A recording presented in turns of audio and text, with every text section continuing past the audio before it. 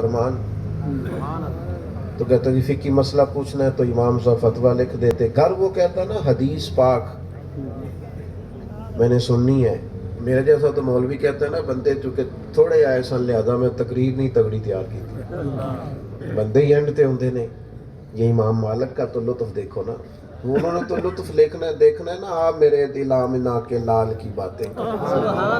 میرا ویسے کبھی کبھی دل کرتا ہے کہ حضور سے جب کسی اکیلے بندے نے آ کے دین پوچھا ہے حضور نے بتایا کہ نہیں, تو آپ کے سامنے شروع میں 5 بندے آ کے بیٹھے ہیں تو آپ کیوں نہیں کھول کے بتاتے؟ پورے 5 بیٹھے ہیں. یہ اپنے لیے اپنے جیسے لوگوں کے لیے بات کرنا, علماء کے لیے نہیں کہتا. اور بھائی امام مالک سے کہا میں نے حدیث سننی. یہ اپنا لطف ہوتا ہے, آپ اپنا لطف تو قائم رکھیں. کیوں کہا گیا مال کا دار و مدار نیتوں پر ہے. آپ کا ذائقہ کسی چیز میں جب لگ جاتا ہے تو وہ مزہ آپ نے خود دوبارہ رکھنا ہے. آپ تھکی تھکی باتیں کریں گے تھک جائیں گے.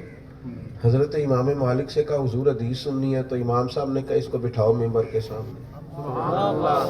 پھر امام صاحب نے غسل کیا, پھر جبہ پہنا, پھر امامہ باندھا, پھر خوشبو لگائی, پھر ہاتھ میں عصا پکڑا. یہ کیا ہونے لگا ہے؟ میں اپنے کریم کی بات کرنے لگا, میں حضور کا ذکر پاک کرنے لگا, حدیث پاک بیان. حضرت عبداللہ ابن عمر کہتے ہیں میں سرور کائنات علیہ السلام کی باتوں کو لکھا کرتا تھا, اور میں جو حضور سے سنتا, یہ آپ لکھ کے تو دیکھیں اس میں کوئی ذائقہ ہے.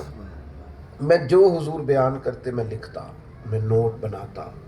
ایک دن ایک شخص نے مجھ سے کہا کہ یار حضور کبھی جمال میں ہوتے ہیں کبھی جلال میں ہوتے ہیں, ہر بات لکھتے ہو, ہر بات ہی لکھتے ہو.